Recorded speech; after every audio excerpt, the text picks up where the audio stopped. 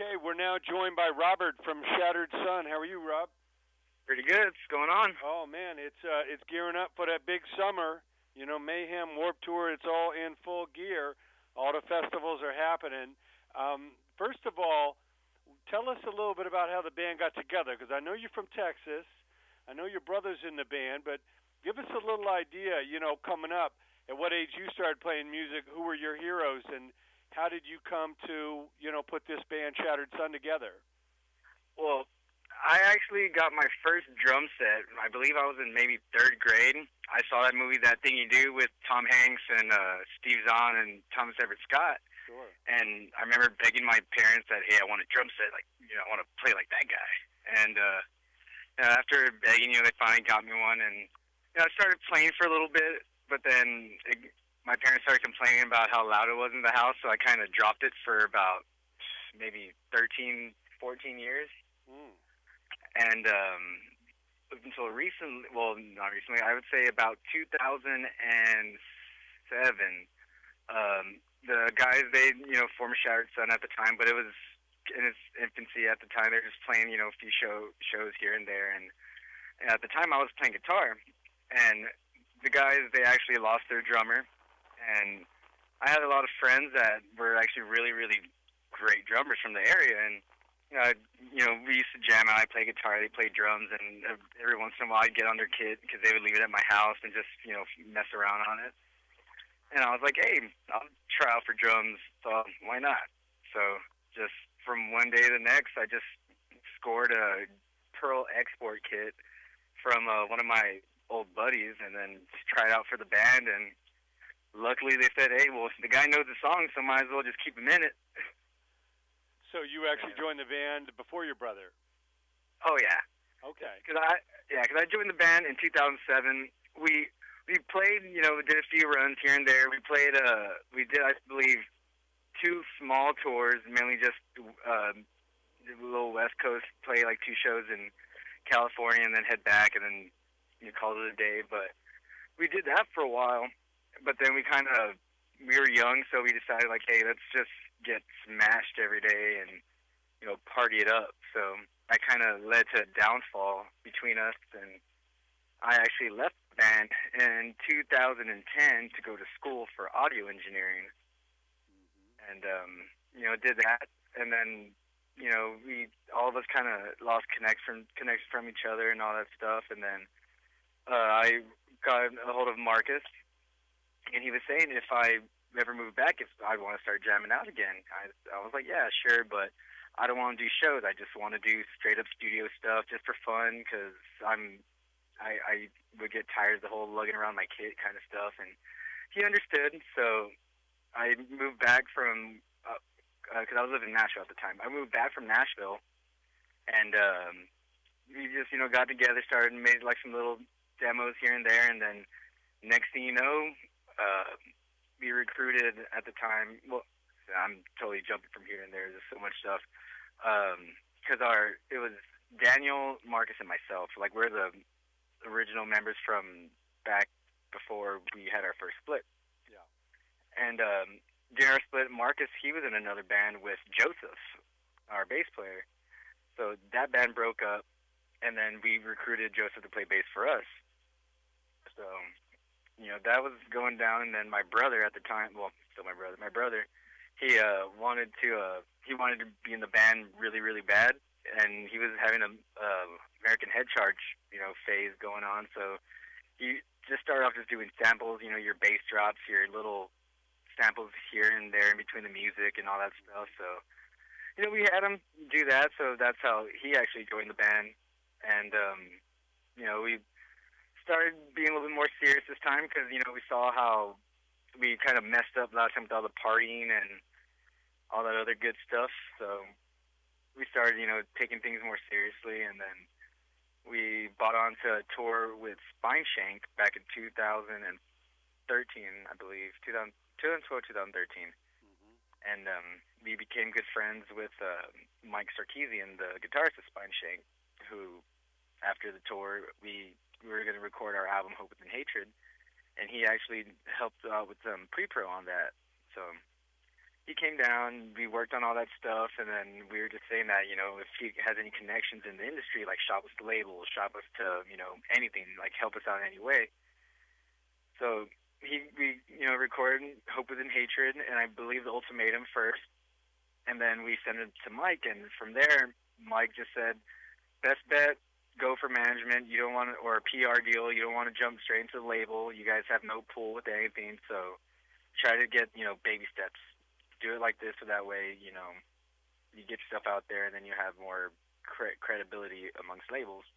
Sure. So he sent it out to Maria Ferrero, and surprisingly, she really loved what she heard, and she called us probably about 2 days after she heard the song, because she was real busy with her PR company, Adrenaline PR, and she just said like, "Yay, I'm screw the."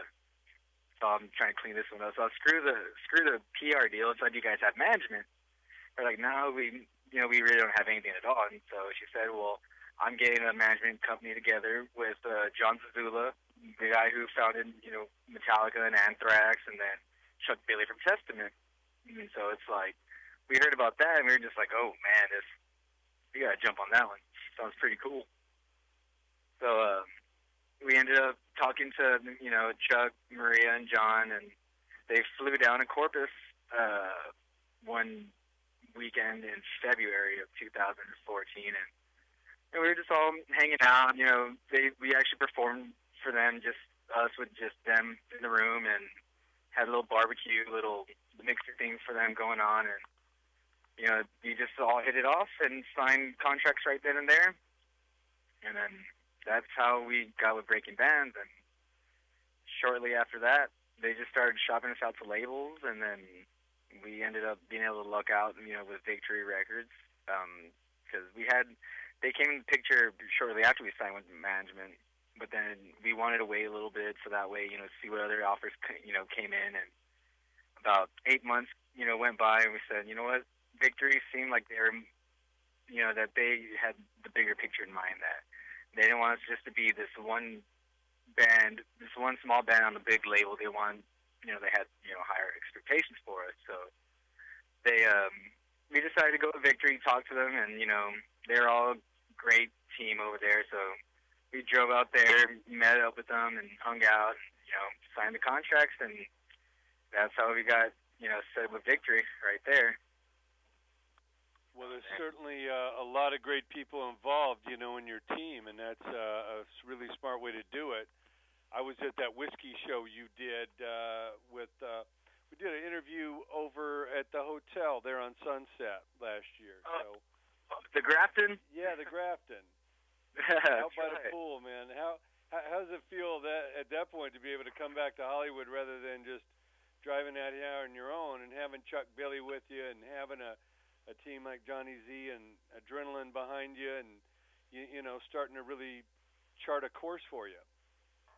It's awesome. That was like, now, you go back then on the local scene, it's kind of just like, you're going with hope someone's going to hear you or, anything like that. But then now, since, we went out there with Chuck, it's like, we see Chuck as like our older brother. Yeah. Like he took us under his wing and all that stuff. So it's like we're just there. It's like, hey, we're hanging out with Chuck tonight, and kind of made us feel pretty cool. He even took us out to the Rainbow Room that night and even the next night. So we got to hang out, do all that other cool Hollywood Boulevard, Sunset Boulevard stuff with Chuck. Sure. Well, there's nothing better than having mentors, people that have done what you're trying to do. And even though the band's got to stand on its own, like you say, to have an older brother mentor type, you can kind of make sure you're in the right direction. I think it's really important what you said earlier is, the band was kind of partying almost as hard as they were playing. And these days, as a touring artist, I talk to bands all the time, and most of these guys are so serious. I mean, they may have a beer here and there, but they are like athletes in training. The amount of, endurance and perseverance it takes to be out there, something like the Mayhem Festival, there's no way you can wake up with a hangover and give your 110% every day. Oh yeah, like you do that. You know, you're gonna do that on your first day, and then you're just gonna realize it's not worth it. I'm just gonna have my one beer a day, maybe, Yep. so just to loosen up. But then, yeah. So you learn really really quick once you're on tour, like you know what you can do, what you can't do. You learn your limits. Well, like we say, there's the audience out there has waited, for months, if not, the year for the Mayhem Festival or Warp Tour or Download or one of these big festivals to come around, and the last thing you want to do is give a half-assed performance. So to be able to do that night after night, it is very athletic, it is very demanding, and there's a lot of competition. With another 15 bands on Mayhem, you don't want to just be another group. You want to be one of the standouts of the day. Exactly. Yeah, and that's what we do. We all actually really take our fitness really serious. I think we're bringing out a bench bar in our trailer for Mayhem, so that way we could stay fit and like not get too sloppy, because we're all going to be in the band this whole summer. So, and a lot of gas station food kind of ruins your whole physique that you got going on. So we're trying to stay on top of things, make sure that we're able to perform 110% every day, give it all we got. Well, as a further inspiration, I just had the pleasure of interviewing Phil Collin from Def Leppard for over an hour the other day, and the guy turns 60 next year, and he performs every night without a shirt, and he's ripped. A 60-year-old dude to be in that kind of shape, and he tells me he takes his punching dummy on the road in the dressing room, and actually works out and boxes and everything before he hits the stage. So, I mean, like I say, next year he'll be 60 years old, and he's got the body and a mind of a 20-year-old. Oh yeah, I mean nowadays you have to, because it's, I mean, no disrespect to our fellow Texas band, Pantera, one of the greatest heavy metal bands of all time, but their lifestyle was cool, and the whole party hard and and play even harder, but that was one of the things that that was our mindset back when we were jamming at first, because we all saw the Pantera home video, so it's like, I want to be like Pantera. But well, you kind of wonder if all that abuse had something to do with Phil kind of taking a break from the band, and then eventually everything fell apart. Yeah, so I was like kind of looking back and doing this on your own, you kind of see like, yeah, I could see how something like that could have that effect. Yeah, absolutely. It's the important things is the show and the songs, and when you're focused on that, there's not a whole lot of time for things that are going to take you away from, giving your best ability to record and perform. Now talk about, have you guys gone out of the country yet? You gone over to Europe to do any shows? Not yet. Hopefully, at the end of the year. But that's still really up in the works right now. Sure.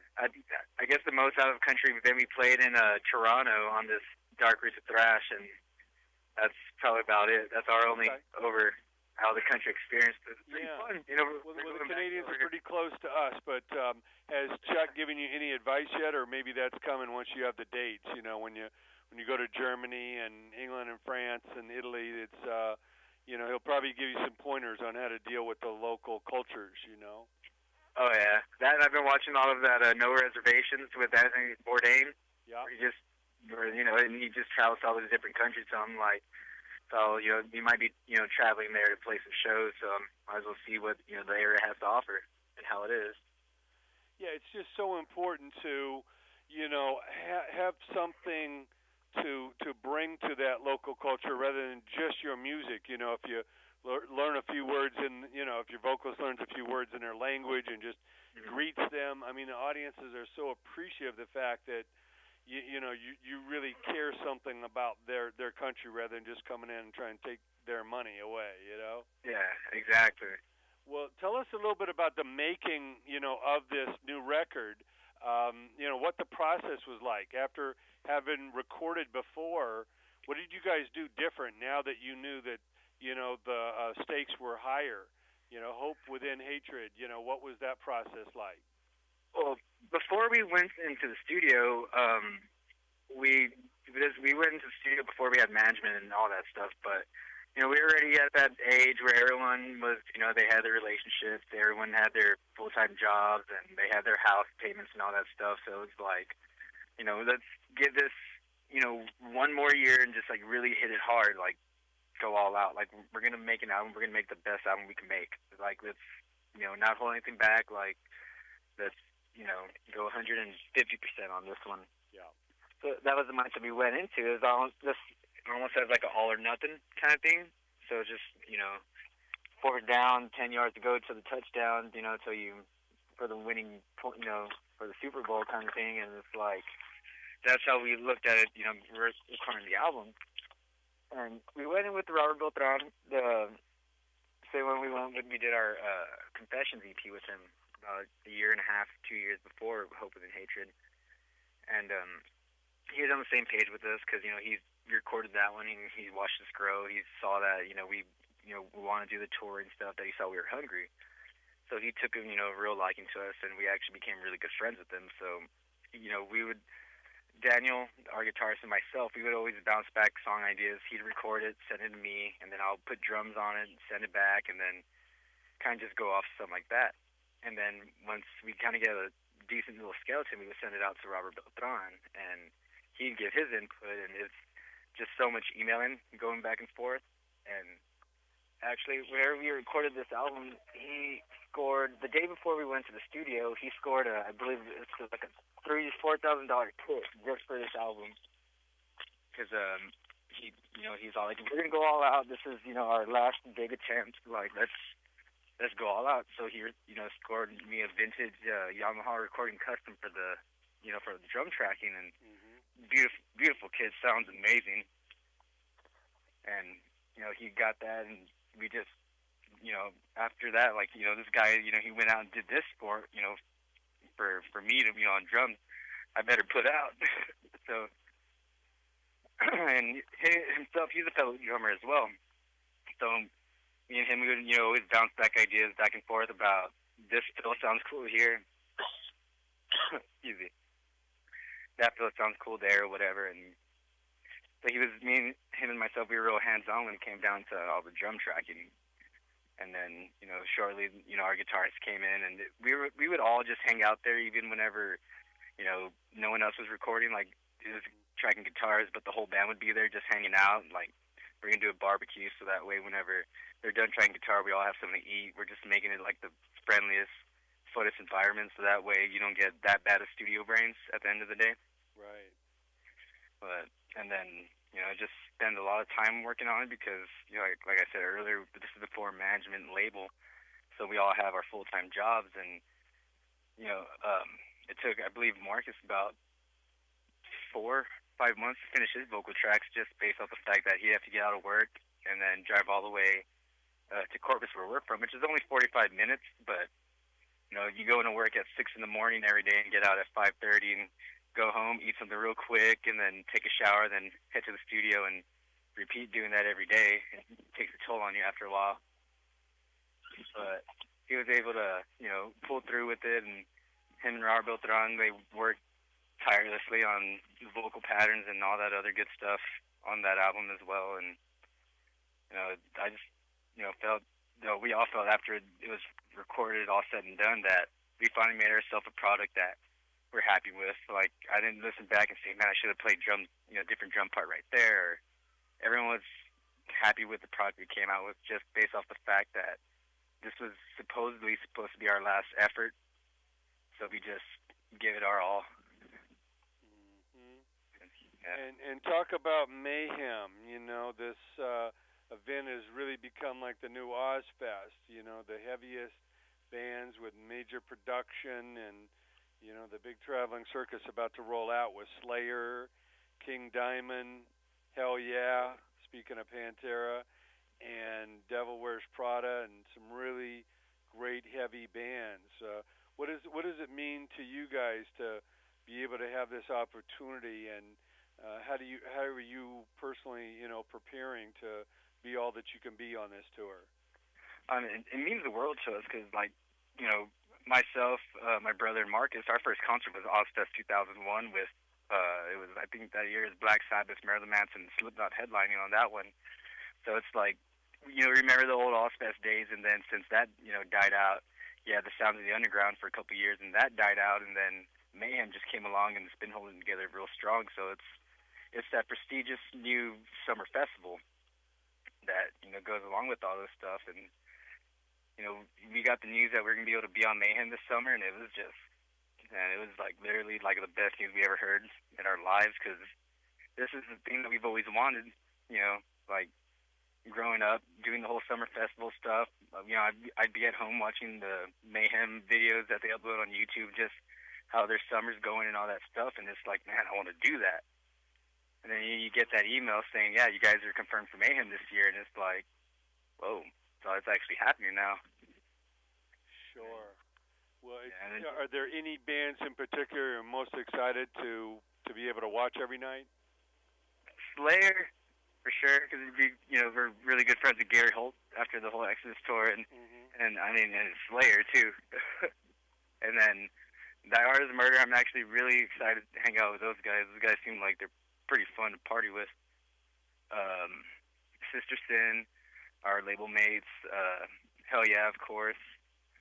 Devil Wears Prada, saw them. I've seen them a few times, and those guys always put on a great show. And there's mainly almost all the bands on the bill. It's like those are a lot of our favorite bands. So it's like just be able to tour with these guys throughout the whole summer, and hang out with them. And it means the world to all of us. Sure. And even though you're taking it, to a higher level, you've obviously experienced a lot, in this business. What advice do you give to, those young bands? Obviously, as you said earlier, you can't party all the time, but what other advice do you have as far as, them taking risks to really find their own unique style? Because everybody kind of comes up doing covers and copies, and what message do you have to the kind of dedication and perseverance it takes to really have a shot at this? Basically, be as humble as you can. It's all, know that no matter what, you're gonna compare to this other guy down the street at your instrument. That always kind of keeps you wanting to strive to be a better musician. And basically just take all the necessary risks, get yourself out there, make yourself a demo, try to buy on the tours or just tour on your own. Try to get yourself out there as much as possible. And it's a risk, but then it's it's a gamble. But sometimes you win, sometimes you lose. But if you win, it all pays off. Well, Robert, we really appreciate it. We can't wait to see you here in San Bernardino, rocking the Mayhem stage. And hats off to you and the whole team. Shattered Sun has got great potential, and we love spreading the word. Thank you so much. All right, thank you for having me.